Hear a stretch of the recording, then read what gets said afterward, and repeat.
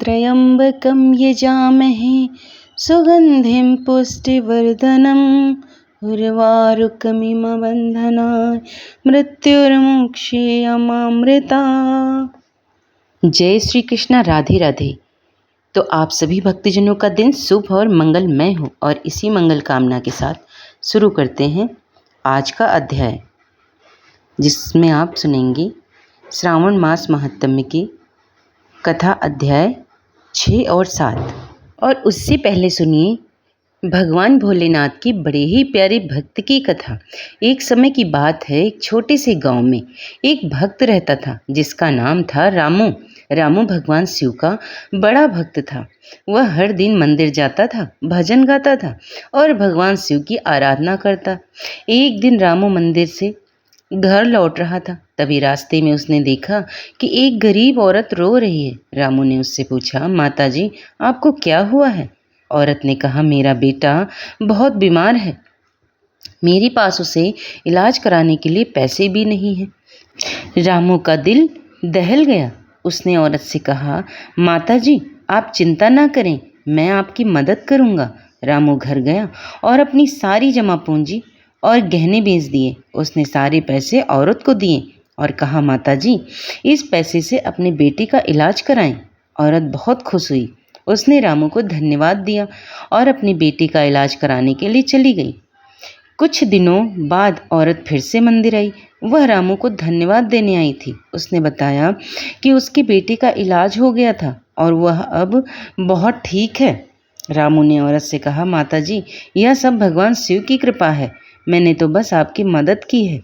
औरत ने कहा, भगवान शिव के साथ ही आप भी मेरे बेटे को ठीक करने में सहायक थे। उस दिन से रामू और उस औरत के बीच बहुत ही गहरा रिश्ता बन गया। रामू ने समझ लिया कि भगवान की सेवा करने का सबसे अच्छा तरीका है दूसरों की सेवा करना। और अब सुनिए श्रावण मास महात्म्य की कथा। ईश्वर बोले, हे सनत कुमार, करोड़ पार्थिव लिंगों के महात्म्य तथा पुण्य का वर्णन नहीं किया जा सकता। जब मात्र एक लिंग का महात्म्य नहीं कहा जा सकता तो फिर करोड़ लिंगों के विषय में कहना ही क्या। मनुष्य को चाहिए कि करोड़ लिंग निर्माण असमर्थता में 1 लाख लिंग बनाए या 1000 लिंग, 100 लिंग ही बनाए। यहाँ तक कि एक लिंग बनाने में भी मेरी सन्निधि मिल जाती है।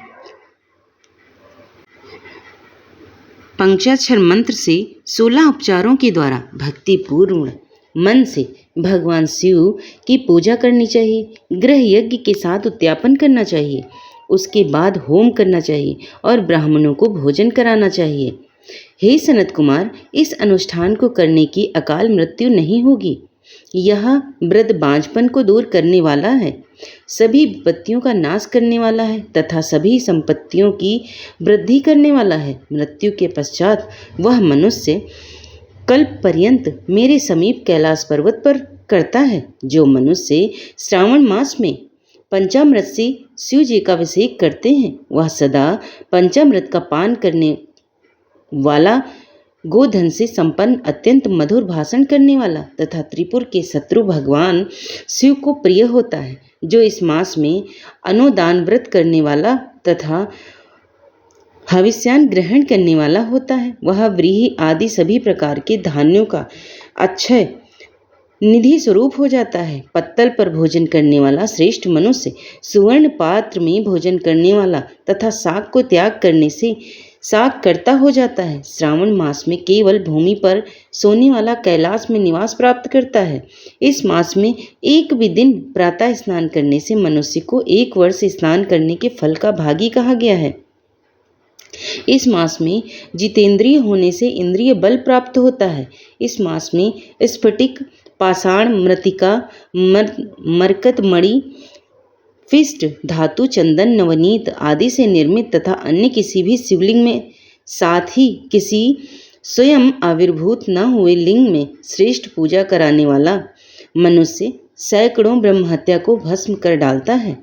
किसी तीर्थ क्षेत्र में सूर्य ग्रहण या चंद्र ग्रहण के अवसर पर 1 लाख जप से जो सिद्धि होती है, वह इस मास में एक बार के जप से ही हो जाती है।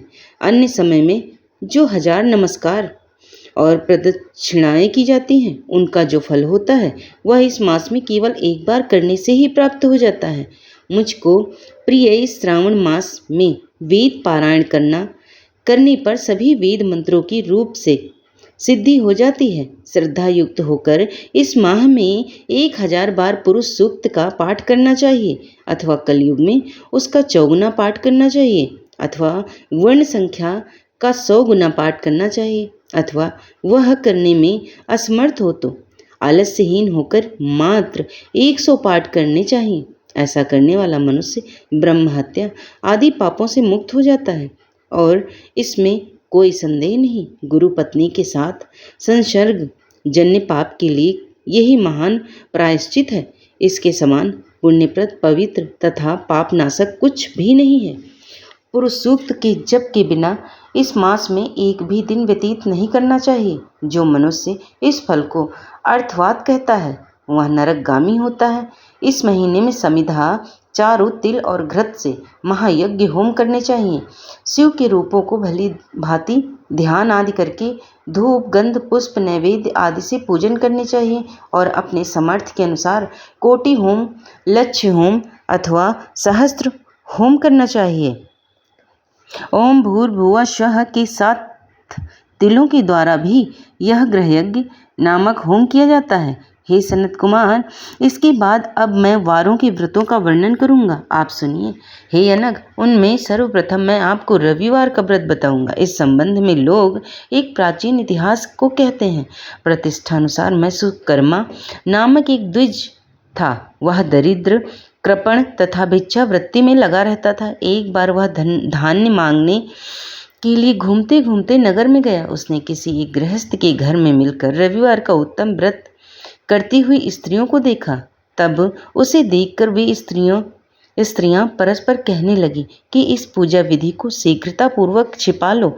इस पर वह विप्र उन स्त्रियों से बोला, हे श्रेष्ठ स्त्रियों, आप लोग इस व्रत को क्यों छिपा रही हैं? समान चित्त वाले स्वजनों के लिए परमार्थ ही स्वार्थ है। मैं दरिद्र तथा दुखी हूँ। इस श्रेष्ठ व्रत को सुनकर मैं भी इसे करूँगा, अतः आप लोग इस व्रत का विधान व फल अवश्य बताइए। स्त्रियां बोली, हे द्विज, इस व्रत की करने से आप उन्माद तथा प्रमाद करेंगे अथवा भूल जाएंगे। इसके प्रति अभिव्यक्ति या नास्था रखने लगेंगी, अतः आपको यह व्रत कैसे बताऊं? उनकी यह बात सुनकर उनमें से एक प्रौढ़ा स्त्री, मतलब बूढ़ी स्त्री थी, वह उस ब्राह्मण से व्रत तथा व्रत की विधि बताने लगी। हे ब्राह्मण, श्रावण मास के शुक्ल पक्ष के प्रथम रविवार को मौन होकर उठ करके शीतल जल से स्नान करें। उसके बाद अपना नित्य कर्म संपन्न करके पान के एक शुभ दल पर रक्त चंदन से सूर्य के समान पूर्ण गोलाकार 12 परिधियों वाला सुंदर मंडल बनाएं। उस मंडल में रक्त चंदन से संज्ञा सहित सूर्य का पूजन करें। उसके बाद घुटनों के बल भूमि पर झुककर 12 मंडलों पर अलग अलग रक्त चंदन तथा जपा कुसुम से मिश्रित अर्ध्य श्रद्धा भक्ति पूर्वक सूर्य को विधिवत प्रदान करें और लाल अक्षत, जपा कुसुम तथा अन्य उपचारों से पूजन करें। उसके बाद मिश्री से युक्त नारिकेल के बीज का नैवेद्य अर्पित करके आदित्य मंत्रों से सूर्य की स्तुति करें और श्रेष्ठ 12 मंत्रों से 12 नमस्कार तथा प्रदक्षिणाएं करें।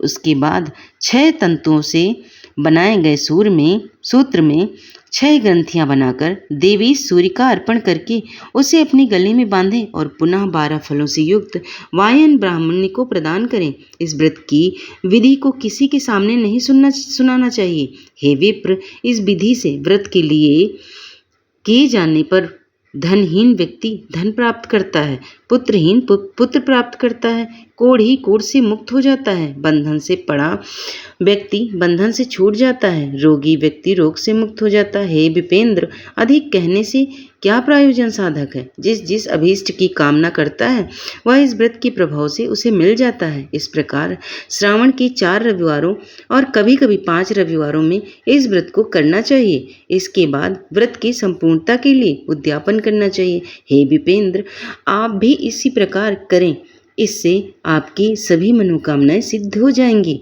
उसके बाद उन पवित्राओं को नमस्कार करके ब्राह्मण अपने घर आ गया। उसने जैसा सुना था उसी विधि से उस संपूर्ण व्रत को किया और अपनी दोनों पुत्रियों को भी विधि बताई। इस व्रत के सुनाने मात्र से शिव जी के दर्शन से तथा उनके पूजन के प्रभाव से वे कन्याएं देवांगनाओं के सदृश हो गईं। उसी समय उस ब्राह्मण के घर में महालक्ष्मी ने प्रवेश किया और अनेक उपायों तथा निमित्तों से धनवान हो गया। किसी दिन उस नगर के राजा ने ब्राह्मण के घर से होकर राजमार्ग से जाते समय खिड़की में खड़ी उन दोनों कन्याओं तथा अनुपमेय कन्याओं को देख लिया। तीनों लोकों में कमल, चंद्रमा आदि जो भी सुंदर वस्तुएं हैं उन्हें वे दोनों कन्याएं अपने शरीर के अवयवों से तिरस्कृत कर रही। उन्हें देखकर राजा मोहित हो गए और क्षण भर के लिए वहीं खड़े हो गए। ब्राह्मण को शीघ्र बुलाकर उन्होंने दोनों कन्याओं को मांग लिया। तब उस ब्राह्मण ने भी हर्षित होकर दोनों कन्याएं राजा को प्रदान कर दी। उस राजा को पति रूप में प्राप्त करके वे कन्याएं भी प्रसन्न हो गईं। वे स्वयं इस व्रत को करने लगीं और पुत्र पौत्र आदि से संपन्न हो गई। हे मुने, महान ऐश्वर्य देने वाले इस व्रत को मैंने आपसे कह दिया। हे विधि नंदन, जिस व्रत के श्रवण मात्र से मनुष्य सभी मनोरथों को प्राप्त कर लेता है, उसके अनुष्ठान करने के फल का वर्णन कैसे किया जाए। और अब सुनिए अध्याय 7 की कथा। और इस कथा में आप सुनेंगे सोमवार की व्रत का विधान। सनत कुमार बोले, हे भगवन, मैंने रविवार का हर्षकारक महात्म्य सुन लिया। अब आप श्रावण मास में सोमवार का महात्म्य मुझे बताइए। ईश्वर बोले, हे सनत कुमार, सूर्य मेरा नेत्र है, उसका महात्म्य इतना श्रेष्ठ है, तो फिर उमा सहित सोम मेरे नाम वाले इस सोमवार को कहना ही क्या। उसका जो महात्म्य मेरे लिए वर्णन के योग्य है उसे मैं आपसे कहता हूँ। सोम चंद्रमा का नाम है और वह ब्राह्मणों का राजा है।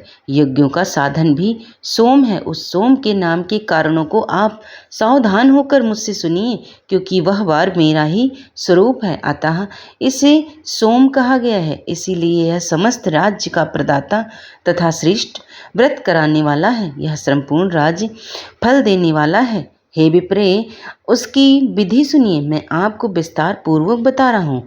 12 महीनों में सोमवार अत्यंत श्रेष्ठ है। उन मासों में यदि सोमवार का व्रत करने में असमर्थ हो तो श्रावण मास में इसे अवश्य करना चाहिए। इस मास में इस व्रत को करके मनुष्य वर्ष भर के लिए व्रत का फल प्राप्त करता है। श्रावण मास में शुक्ल पक्ष के प्रथम सोमवार को यह संकल्प करें कि मैं विधिवत इस व्रत को करूँगा।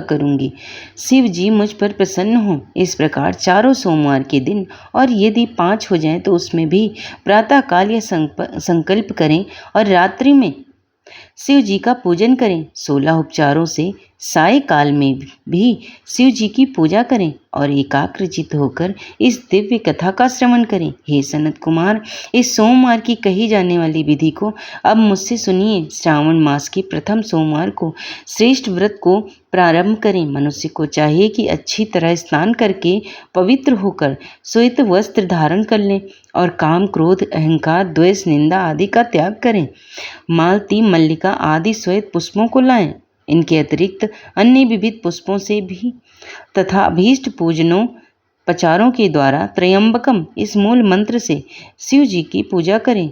उसके बाद कहें, मैं सौ भाव नास महादेव उग्र उग्रनाथ भाव शशि मौली रुद्र नीलकंठ शीश तथा भवहारी का ध्यान करता हूँ। इस प्रकार अपने विभव के अनुसार मनोहर उपचारों से देवी शिव का विधिवत पूजन करें। जो इस व्रत को करता है उसके पुण्य फल को सुनिए। जो लोग सोमवार के दिन पार्वती सहित शिव की पूजा करें वे पुनर्वृत्ति से रहित अच्छे लोक प्राप्त करते हैं। हे सनत कुमार, इस मास में नक्तवत्र से व्रत से जो पुण्य प्राप्त होता है उसे मैं संक्षेप में कहता हूँ। देवताओं तथा दानवों से भी अभेद 7 जन्मों का अर्जित पाप नक्त भोजन से नष्ट हो जाता है, इसमें संदेह नहीं करना चाहिए। अथवा इस अति उत्तम व्रत को उपवास पूर्वक करें। इसे करने से पुत्र की इच्छा रखने वाला मनुष्य पुत्र प्राप्त करता है और धन चाहने वाला धन प्राप्त करता है। जिस जिस अभीष्ट की कामना करता है उसे पा जाता है।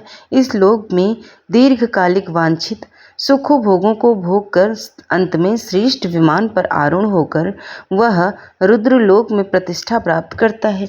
चित्त चंचल है, धन चंचल है और जीवन भी चंचल है, ऐसा समझकर प्रयत्नपूर्वक व्रत का उद्यापन करना चाहिए। चांदी के वृषभ पर विराजमान सुवर्ण निर्मित शिव तथा पार्वती जी की प्रतिमा अपनी सामर्थ्य के अनुसार बनानी चाहिए और इसमें धन की कृपणता नहीं करनी चाहिए। उसके बाद एक दिव्य तथा शुभ लिंग तो भद्र मंडल बनाएं तथा उसमें 2 श्वेत वस्त्रों से युक्त एक घट स्थापित करें। घट के ऊपर तांबे अथवा बांस का बना हुआ पात्र रखें और उसके ऊपर उमा सहित शिव को स्थापित करें। उसके बाद श्रुति स्मृति तथा पुराणों में कहे गए मंत्रों से शिव की पूजा करें। पुष्पों का मंडल बनाएं तथा उसके ऊपर सुंदर चंदोवा लगाएं। उसमें गीतों तथा बाजों की मधुर ध्वनि के साथ रात में जागरण करें। इसके बाद बुद्धिमान मनुष्य अपने गृह सूत्र में निर्दिष्ट विधान के अनुसार अग्नि स्थापना करें और फिर 100 आदि 11 श्रेष्ठ नामों से पलाश की समिधाओं से 108 आहुति प्रदान करें। यह विहित्री तिल आदि की आहुति अप्यास्व इस मंत्र से दें और बिलपत्रों की आहुति त्रयंबकम अथवा पंचाक्षर मंत्र ओम नमः शिवाय से प्रदान करें। उसके बाद स्वीकृत होम करके पूर्णाहुति देकर आचार्य का पूजन करें और बाद में उन्हें गौ प्रदान करें। उसके बाद 11 श्रेष्ठ ब्राह्मणों को भोजन कराएं तथा उन्हें वंश पात्र सहित 11 घाट प्रदान करें। इसके बाद पूजित देवता को तथा देवता को अर्पित सभी सामग्री आचार्य को दें और तत्पश्चात प्रार्थना करें, मेरा व्रत परिपूर्ण हो और शिव जी मुझ पर प्रसन्न हो। उसके बाद बंधुओं के साथ हर्षपूर्वक भोजन करें। इसी विधान से जो मनुष्य इस व्रत को करता है वह जिस जिस अभिलाषित वस्तु की कामना करता है उसे प्राप्त कर लेता और अंत में शिव लोक को प्राप्त होकर इस लोक में पूजित होता। हे सनत कुमार, सर्वप्रथम श्री कृष्ण ने इस मंगलकारी सोमवार व्रत को किया था। श्रेष्ठ आस्तिक तथा धर्मपरायण राजाओं ने भी इस व्रत को किया है। जो इस व्रत का नित्य श्रवण करता है वह भी उस व्रत के करने का फल प्राप्त करता है। तो प्रिय भक्तजनों, कथा यहीं पर समाप्त होती है और अगर आपको पसंद आ जाए तो चैनल को लाइक शेयर सब्सक्राइब कर लेना। धन्यवाद।